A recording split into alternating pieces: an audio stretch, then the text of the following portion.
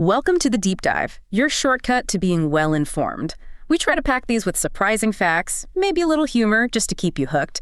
Today we're plunging into something really fascinating, elemental spirit communication. We've got this really rich collection of sources exploring how humans have, well, interacted with the basic forces of nature, often seeing them as conscious or, spiritual. Right. So our mission, basically to unpack the history, the beliefs, even the psychology behind these, let's say, unseen forces. And here's something for you to think about as we go. Are elemental spirits actual distinct beings? Yeah. Or something else entirely? It is a remarkably rich and complex area. It really sits at the intersection of quite a few things. Animism, natural philosophy, occultism, which is basically the study of hidden knowledge, supernatural forces, and even psychology. And the first thing to really get your head around is that the term elemental spirit itself, well, it isn't one single fixed idea.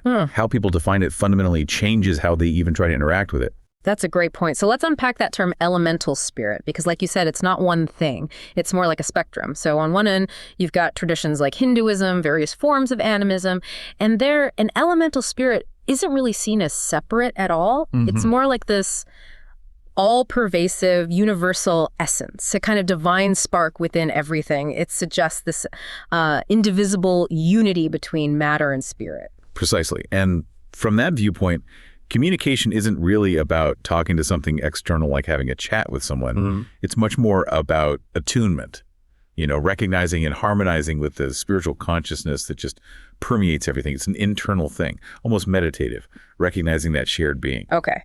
But then, way over on the other end of the spectrum, you have this Western esoteric idea that really takes shape during the Renaissance. Right. And here, elemental spirits are definitely seen as distinct supernatural beings, each one tied intrinsically to one of the four classical elements. Right. Earth, air, fire, water. Very different idea. Totally. They're described as discrete entities, often kind of humanoid, with their own personalities, specific territories. And what's really interesting here is how this, let's call it anthropocentric gradient, this range from impersonal force to human-like personality directly shapes how you'd communicate. Absolutely. If an elemental is thought of as an impersonal force, like that universal essence idea, then communication becomes internal. We're talking about practices like meditation, visualization, really feeling those energies inside your own body. It's all about internal alignment. But if it's seen as human-like, it have a name, maybe a form, a will of its own, then communication starts to look a lot more like human social interaction. How so? Well, you might have formal invocations, like calling out to Lord Perilda, the ruler of air, or you might make physical offerings, food, drink, that kind of thing. Establishing a sort of reciprocal relationship. It's quite striking, isn't it, how the very definition completely changes the approach. What stands out to you about that fundamental difference? It's just fascinating how one concept can stretch so far. Okay, that said, how did we actually get from these, abstract philosophical concepts to these really personified elemental spirits? Let's trace that journey a bit. It seems to start with the philosophical bedrock, right? The ancient Greek system of the four classical elements. Empedocles championed it. Aristotle later kind of canonized it. And this wasn't just like primitive chemistry. It was a whole system to explain the natural world. And Aristotle added a really crucial layer. He assigned qualities to each element. Fire was hot and dry, air hot and wet, water cold and wet, earth cold and dry. Right, I remember that. And it wasn't just abstract categorization, it was a kind of foundational logic model. It explained how natural transformations worked, like heating water creates vapor moving from cold wet to hot wet. The structure really paved the way for later mystical interpretations. It gave the elements a dynamic, interconnected feel. Okay, so building on that Greek foundation, we move into alchemy, right? Medieval alchemists took that Aristotelian framework and really infused the elements with mystical meaning. They definitely did. They weren't just physical components anymore. They were seen as universal principles, operating on the big scale, the macrocosm, the universe, and also on the small scale, the microcosm, the human being. And isn't this where the tria prima come in? The three primes, sulfur, mercury, and salt. They existed alongside the four elements, developed by figures like Geber, and then Paracelsus really ran with them. Exactly. These three primes had deep symbolic weight. Sulfur stood for combustibility, the soul, energy. Mercury was all about fluidity, changeability, the spirit, higher mind. And salt represented solidity, fixity, the body. Paracelsus had this great analogy. Watch wood burning. The flame itself, that's sulfur. The smoke rising, mercury, and the ash left behind, that's salt. Oh, okay. So this framework created this really inseparable link between the material and the spiritual. Alchemy basically said humans are organized the same way: body, spirit, soul. And if humans are, then maybe nature's elements also possess spirit or consciousness. It wasn't just chemistry, it was a whole spiritual philosophy. Okay, so this leads us to a really crucial turning point, the Paracelsian synthesis. Paracelsus himself, right? The 16th century Swiss physician, alchemist. He seems to be the one who decisively shaped the Western idea of elementals. He really did. Especially with his big work, a book on nymphs, sylphs, pygmies, and salamanders. He gave the first really systematic classification. And Paracelsus's thesis was pretty radical for the time. He argued that elementals were a unique order of beings existing somewhere between creatures and spirits. Between creatures and spirits, what did that mean practically? Well, he described them as usually invisible to us, but having actual tangible bodies, often humanoid. He said they ate, slept, wore clothes, just like humans. But, and this is the absolute key, they lacked an immortal divine soul. Ah, okay. That's a huge distinction. Huge. Because in the 16th century, any supernatural entity that wasn't an angel was pretty much automatically classified as a demon. Right, dangerous territory. Exactly. So Paracelsus deliberately de-demonized them. He argued they were a marvelous part of God's creation, but distinct from angels or devils, precisely because they didn't have that immortal soul unique to humans. So basically, Paracelsus didn't just classify them, he sort of gave them a theological hall pass, made it okay to study them, interact with them maybe, without automatically being accused of consorting with demons. That's a really good way to put it. It legitimized their study as a kind of natural philosophy, opening the door for centuries of esoteric exploration that might have otherwise been completely forbidden. Wow. That's a pivotal shift for, well, the whole history of Western esotericism. But I have to imagine that claiming these non-angelic beings weren't demons. That must have ruffled some feathers with the established church, right? How did people react back then? Well, it was definitely controversial. I mean, many of his ideas were met with a lot of skepticism, even outright opposition from the more orthodox religious and scientific folks of his day. But his work, especially this classification of elementals, it still managed to really permeate esoteric circles. It provided this structured framework that generations of occultists and alchemists after him could build on. Okay, so with Paracelsus laying down that groundwork, Western esotericism really started to flesh out these elemental kingdoms. Let's actually meet them. Let's introduce the 4 distinct races tied to the elements and see what they're supposedly like. First up, we have the gnomes, guardians of Earth. Makes sense. They're associated with Earth qualities, stability, strength, the material world itself. Right. They guard treasures, metals, gemstones, things like that. And Paracelsus saw them as small. Diminutive, yeah. Yeah. About 18 inches tall, he said. Able to move through solid earth like it was nothing, but still physical eating, drinking, talking. Huh. And later folklore kind of ran with that. Yeah, later folklore depicted them as these stout, bearded old men, master craftsmen, often linked to money, prosperity. A classic image. What about their personality? Immensely patient, apparently. Stubborn, grounded, reliable. Very slow to change. There's a quote from one practitioner, something like, trying to talk a gnome into something. It's like trying to persuade a rock. Huh. Sounds about right for Earth. Okay, who's next? Then we have the sylphs, the intelligences of air. So intellect, communication, inspiration. Exactly. Their domain is the atmosphere, the winds. Paracelsus actually described them as rougher, coarser, longer, and stronger than humans. Really? That's surprising. Yeah, and he noted they were closest to us because they move through air like we do. But vulnerable to other elements, they'd burn in fire, drown in water. But later folklore softened that image a lot. Dramatically. They became these light, ethereal, often winged fairies or beautiful spirits.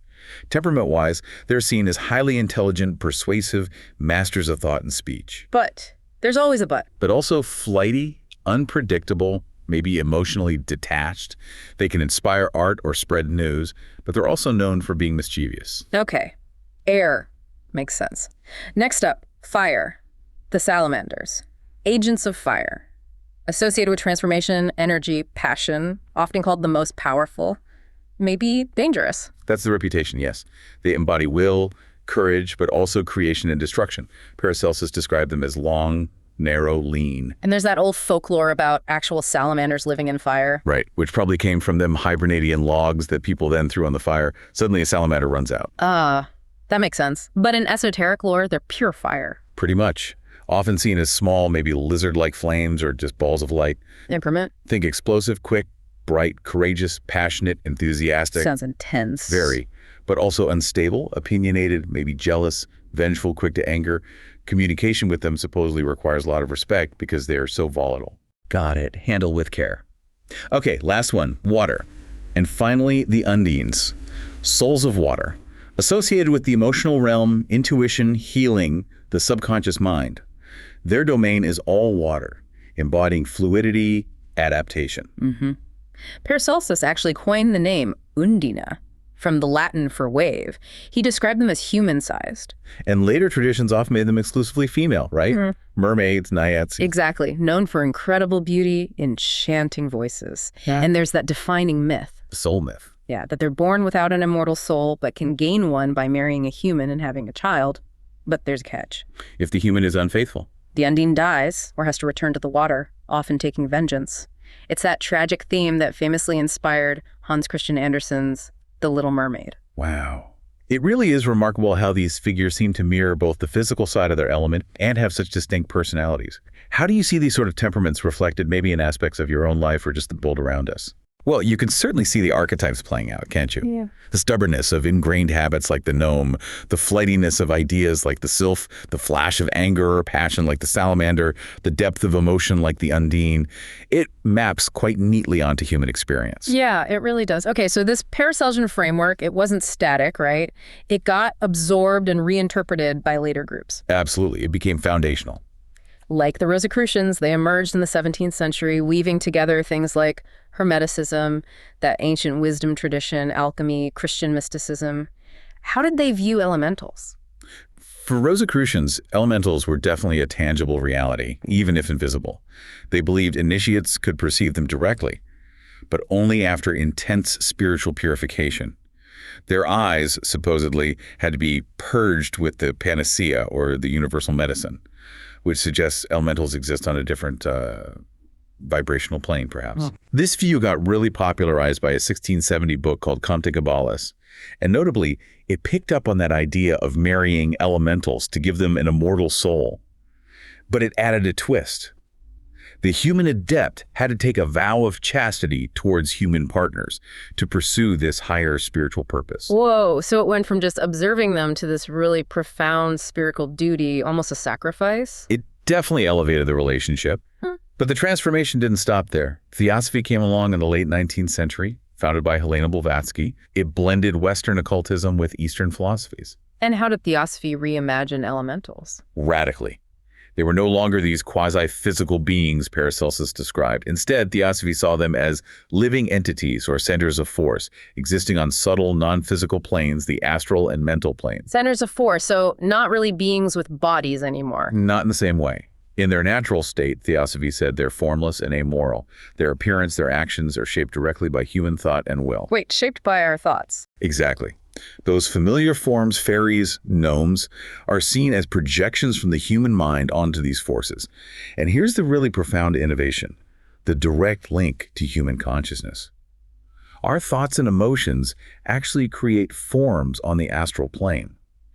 Elementals then ensoul these thought forms, turning them into active intelligences that can persist and influence others. So a thought of love creates a beneficial force, and a thought of hatred creates a harmful one. Essentially, yes. They act as agents of karma in this view. And this also helped clarify a distinction theosophists made between elementals, the nature spirits, and elementaries. Elementaries, what are those? Those were considered the decaying astral shells left behind by deceased humans.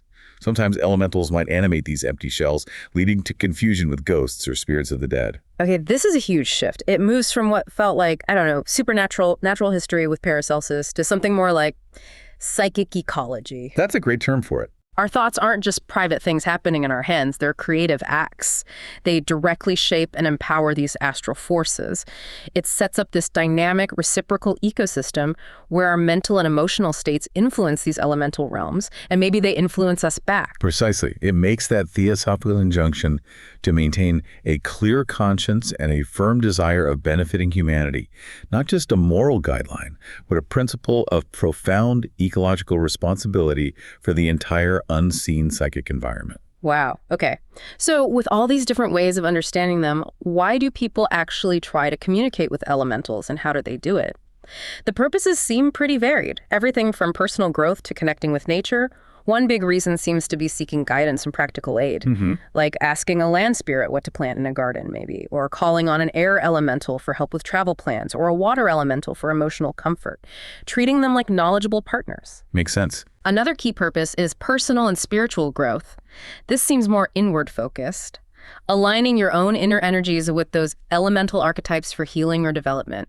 Using earth for grounding, water for emotional work, fire for passion, air for clarity, aiming for inner balance. Right. Using the elements symbolically within oneself. And then there's a strong element, no pun intended, of ecological consciousness and reciprocity, fostering a deeper, more respectful relationship with nature, seeing it as alive and conscious, acknowledging the spirits, showing gratitude, building relationships. Some believe this connects you with your own wild spirit. A sense of belonging to the living world. Exactly. So, okay, those are some whys. What about the hows? How do people actually engage? Well, the methods seem just as varied. One common way is through meditation and visualization. This is mostly internal, experiential. Focusing on elemental feelings in nature. The earth under your feet, the wind on your skin, the sun's warmth, the sound of water, or doing guided visualizations, like imagining roots growing down or a flame inside you. It's about attuning your own consciousness. Tuning in, basically. Yeah. Then there's invocation and ritual. This sounds more formal, structured, external. Creating a sacred space using specific spoken words often involves facing the cardinal directions east for air, south for fire, west for water, north for earth, and reciting formal calls to summon those powers. More like actively calling out to them. Exactly. And lastly, there's what could be called the language of offerings. This is all about reciprocity, building that relationship, presenting symbolic physical gifts. Like what? Things like incense or music for air, maybe burning crystals or seeds for earth, burning written intentions for fire, or pouring out libations, wine, milk, water for water, and sources stress being respectful of the environment, making sure offerings are biodegradable, not harmful. That's important. Respecting the physical element, too. Yeah, definitely. Now, do you find that these different methods seem to line up with the different ways of understanding elementals? Like, does meditation fit more with the impersonal force idea and invocation with the personified being idea? Well, absolutely. It maps quite clearly. The internal practices like meditation and visualization really lend themselves to that more universal panentheistic view you're harmonizing with a consciousness that's everywhere, including within you. Whereas the invocations, the offerings, addressing specific beings like Lord Peralta, that's clearly rooted in the idea of discrete conscious entities that you can interact with socially, almost like diplomacy. Yeah. It really shows how belief shapes practice, doesn't it? It really does. Okay, so these elemental spirits, they aren't just dusty historical concepts. They're alive and well in modern paganism, adapted for contemporary paths. Very much so. In Wicca, for example, the elemental framework is absolutely central. They work with earth, air, fire, water, and usually add a fifth unifying element, spirit, sometimes called aether or akasha. The 5 points of the pentagram often represent these. Right, the pentagram is key there. And the main goal in Wicca seems to be more about internal balance and self-transformation, rather than chatting with external Paracelsian-style spirits. The elements are seen as the fundamental building blocks of reality, but also of the human self. Internal alchemy, almost. Yeah. Rituals like calling the quarters, where they invoke the elements at the cardinal directions, are about creating a balanced sacred space, but also about aligning the practitioner's own consciousness with those energies, integrating the qualities, stability, intellect, passion, emotion within yourself to become whole. A very psychological application in a way. Definitely. Now, moving on to modern Druidry. Here, the focus is heavily on nature veneration, that relationship with the living landscape. Connection to place. Right. And while some Druids use the 4 classical elements, you often see a framework more rooted in Celtic sources. The triplicity of land, sea, and sky. A different model. Yeah. And the emphasis seems less on generic archetypes and more on specific spirits of place. The idea that every tree, every river, every mountain has its own unique consciousness. So communication becomes really localized, relational, like connecting with this specific ancient oak tree, not just earth gnomes in general. Much more personal and specific. And they often incorporate local folklore too, like the sea, the fairies of Irish tradition, adapting practices to show respect, like the old custom of avoiding iron around them. Respecting the local lore and the specific spirits. Exactly. Finally, let's look at heathenry. This is a polytheistic path reconstructing pre-Christian Germanic beliefs. Right, Norse and Germanic traditions. They recognize beings called wights or vatir. Especially important are the land vatir, the land wights, guardian spirits of specific locations. Similar to the Druid focus on place, then. In a way, yes. The relationship is based on respect and reciprocity. There are historical accounts of customs meant to avoid offending the land vatir, like taking down the dragon figureheads from Viking ships when approaching land, so as not to scare or anger the local spirits. Interesting. Practical respect. Yeah. And modern practice often involves just respectful behavior in nature, plus maybe making offerings a blot of food or drink to acknowledge the local land wights. It's generally not seen as magical manipulation, but more about maintaining a harmonious, neighborly relationship. It's really remarkable, isn't it, how these modern traditions show the adaptability of the core elemental idea. It stretches all the way from these grand universal archetypes in Wicca down to these highly localized, specific personal relationships with the actual spirits of the land in Druidry and heathenry. It really is flexible. Okay, so to really get a handle on elementals, it helps to compare them to other kinds of supernatural entities people talk about. Good idea. Context is key. Let's start with elementals versus angels and demons, as understood in, say, mainstream Western traditions. Their origins and where they live seem fundamentally different. How so? Well, elementals are seen as being of the natural world, tied intrinsically to the physical elements. Angels and demons, on the other hand, are usually thought to originate from some transcendent spiritual realm, heaven or hell, and they're more like visitors or emissaries to our material world. Right. One is immanent within nature, the other is transcendent outside of it. Exactly. And their moral alignment is a big difference, too. Elementals are typically seen as amoral or neutral. Like nature itself, right? A storm isn't evil, it just is.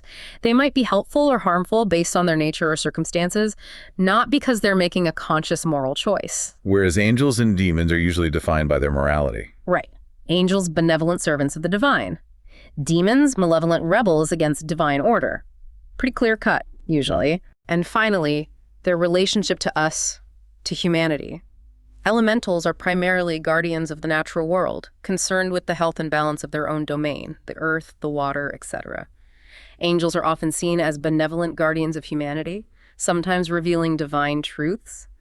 Demons are adversaries trying to corrupt or harm us. Different roles, different agendas entirely. Totally different. Okay, now let's compare elemental communication versus mediumship. This seems like another important distinction. Crucial, yes.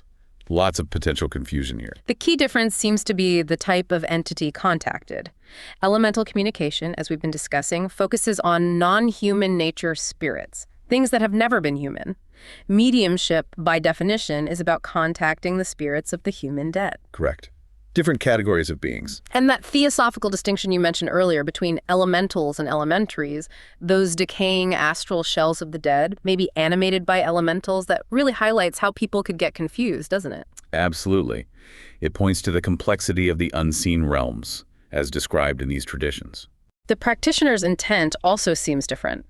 Someone trying elemental communication is usually looking for a deeper connection to nature, maybe wisdom about earthly things, practical help, or even performing magic. Right.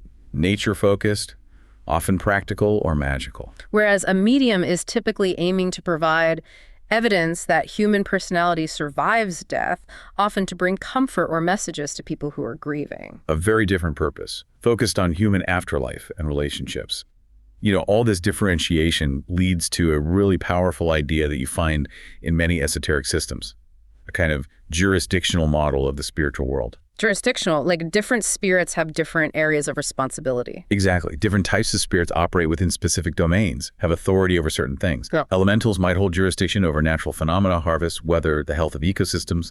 Angels and demons might oversee moral or divine matters, faith, temptation, salvation, and the spirits of the human dead. Their domain is more personal, familial, ancestral legacies. Huh, like cosmic departments. Sort of. It raises an important question, though. Why might understanding these distinct jurisdictions be considered crucial for anyone attempting effective and safe spiritual work? What do you think? Well, that makes a lot of sense. I mean, if you understand who's in charge of what, you know who to ask, right? You wouldn't petition an angel for gardening tips, maybe, or ask a gnome about the afterlife. Exactly. It avoids, I guess, crossing wires or maybe even offending someone by asking them to operate outside their designated area. Keeps things orderly, perhaps safer. Precisely. Knowing who to talk to about what is often seen as fundamental etiquette and safety in these practices. Okay. Now, beyond these literal interpretations of distinct beings, there's another really compelling way to look at all this, coming from analytical psychology, specifically Carl Jung. Ah, Jung. Yes, a very different lens. He talked about the collective unconscious and primordial images. His model of the psyche had the ego, the personal unconscious, but also this deeper layer, the collective unconscious, which he saw as this universal reservoir of inherited psychic structures or archetypes. Right. These primordial images, the hero, the mother, the wise old man, that shape how we instinctively experience and understand the world. So how do elementals fit into that? Well, within this Jungian framework, the four classical elements themselves can be seen as incredibly powerful archetypal symbols. Yeah. And they correspond quite neatly to Jung's four primary psychological functions, the basic ways the human mind orients itself to reality. Okay, break that down. Which element is which function? Sure. Earth corresponds to sensation. That's the function that perceives reality through the five senses, focuses on the concrete, the practical, what is, its grounding. Water corresponds to feeling. Not just emotion, but the function that evaluates worth, makes subjective judgments, deals with values. Air corresponds to thinking, the logical intellectual function. Objective analysis, ideas, abstract reasoning. And fire corresponds to intuition. That's the function of unconscious perception. The hunch, the sudden insight, seeing possibilities, patterns. It's energetic, transformative. Wow. Okay. Earth sensation, water feeling, air thinking, fire intuition. That maps really well. So if the elements themselves are psychological functions, then the elemental spirits, the gnomes, undines, sylphs, salamanders, they become, what, personified versions of those functions? Exactly. That's the fascinating implication from a Jungian perspective. They become personified representations of these core parts of our own psyche. So talking to a gnome isn't just talking to an earth spirit. It's like engaging with your own sensation function, your own practicality. Precisely. Connecting with a gnome becomes a way of engaging with your own groundedness, your connection to physical reality. That stubbornness of the gnome in folklore. It reflects the inertia of the reality principle of the physical world and our sensation function. Engaging with an undine is about exploring your emotional depths, your feeling function, intuition, healing. Remember the undine myth about needing a soul. That can be read as a metaphor for bringing unconscious emotional content up into conscious awareness, integrating it. Right. Working with a sylph represents engaging with your thinking function, achieving mental clarity, developing ideas, improving communication. The sylph's elusive, airy nature perfectly mirrors pure abstract thought. And summoning a salamander, that's about accessing your intuition function, passion, courage, the transformative energy of sudden insights. The volatile salamander symbolizes the often overwhelming fiery power of those intuitive flashes. This is incredible. This perspective basically reframes the whole practice of elemental communication. It's not just folklore or magic. It's like a sophisticated, maybe pre-psychological technology for achieving what Jung called individuation. That's the perfect way to put it. Integrating the conscious and unconscious parts of yourself to become a whole. So the methods people use, meditation, visualization, invocation, they're almost analogous to Jung's technique of active imagination, where you consciously interact with figures from your unconscious. Very much so. So when you invoke the spirit of air for clarity, from this view, you're not just talking to a mythical self, you're actively engaging with and strengthening your own inner thinking function. It's like symbolic self-therapy. It offers a profound psychological interpretation, doesn't it? It doesn't necessarily negate the other views, but it adds this incredibly rich layer of meaning focused on inner work and integration. Absolutely fascinating. Well, this deep dive, I think, really reveals the remarkable depth and adaptability of this whole concept of elemental spirit communication. It's clearly not just one thing. It's evolved massively, hasn't it? From ancient philosophy right through to modern psychology and spiritual thought. It really has been quite a journey. We've seen it go from elements as just physical building blocks, then infused with spiritual meaning by alchemy, systemized by Paracelsus, who gave us those four distinct races, then integrated into these complex esoteric systems like Rosicrucianism and theosophy, which really changed the game. Especially theosophy's linked to thought forms. Right. And we see it thriving today in contemporary pagan paths like Wicca, Druidry, heathenry, each adapting it in their own way. And then, of course, there's that powerful psychological lens of Jungian archetypes, reframing the whole thing as a journey towards inner wholeness. Ultimately, whether you view elemental spirits as objective external entities out there in nature or as subjective internal archetypes within your own psyche, or maybe even both simultaneously, the concept itself provides this incredibly potent language, a way to explore the profound connection between the human mind, the human spirit, and the natural world.